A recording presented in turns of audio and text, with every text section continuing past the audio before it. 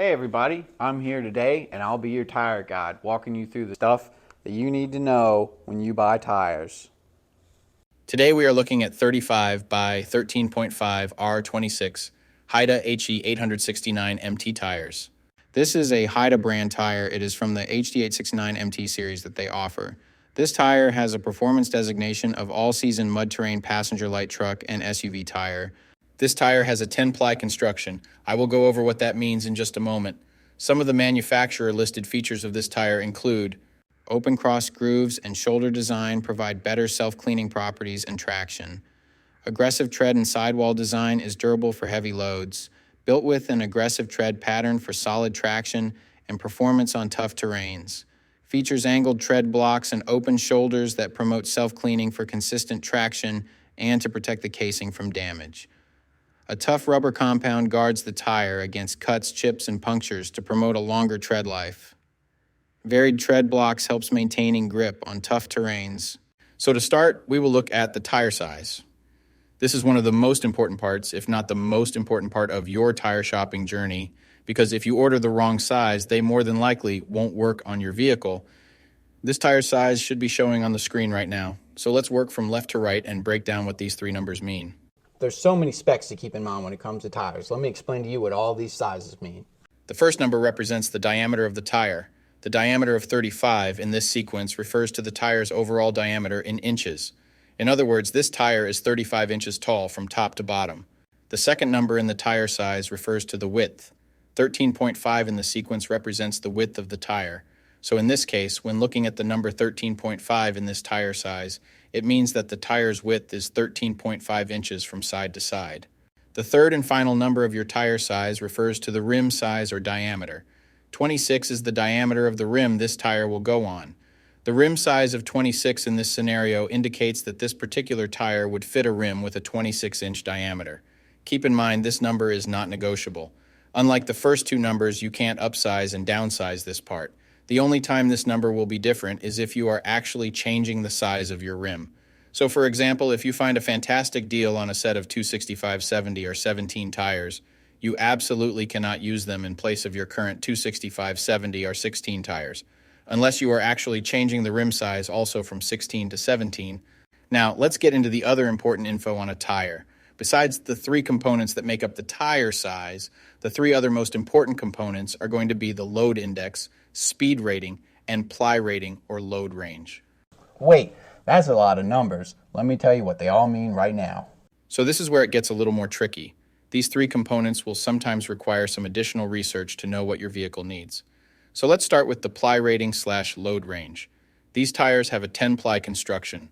Each designation represents a different term when looking at a tire.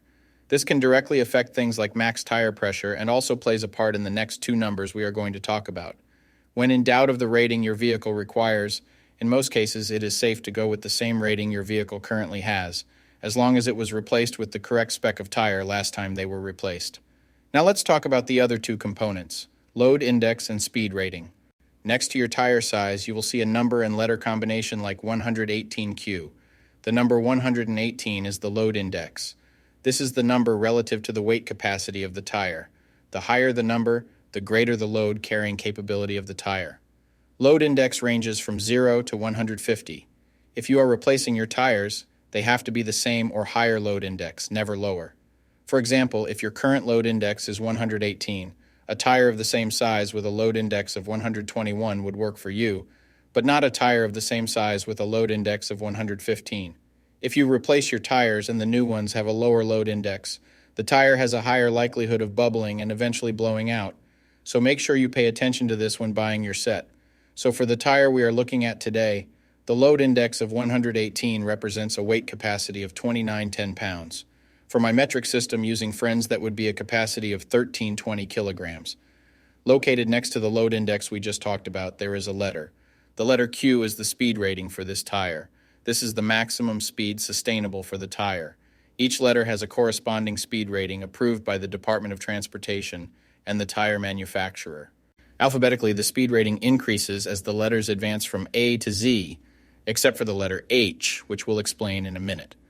The most common speed ratings range from L, 75 miles per hour, to W, 168 miles per hour. High-performance racing tires speed rated 168 miles per hour or higher are marked ZR. Originally, tire speeds were just S, H, or V, S being the slowest, H being the middle, and V being the fastest. Over the years, as tire speeds have evolved, for whatever reason, H has always remained the same, 130 miles per hour. When Z-speed rated tires were first introduced, they were thought to reflect the highest tire speed rating that would ever be required, in excess of 240 kilometers per hour or 149 miles per hour. While Z-speed rated tires are capable of speeds in excess of 149 miles per hour, how far above 149 miles per hour was not identified. That ultimately caused the automotive industry to add W and Y speed ratings to identify the tires that meet the needs of vehicles that have extremely high top speed capabilities. So the speed rating of Q in the case of this tire means that this tire is rated for speeds of 99 miles per hour or 160 kilometers per hour. While speed rating is important in some unique cases, you shouldn't spend a ton of time focusing and comparing tires based solely off of this. While you do want to make sure the tire matches your vehicle manufacturer's specified speed rating, in almost all cases, the speed rating of a tire should always be above 85 miles per hour, which is technically the fastest posted speed limit anywhere in the United States. In conclusion, when looking at this set, make sure your current numbers and letters all match to ensure a seamless buying experience. Well, that does it for our breakdown of this tire. I'll be seeing you.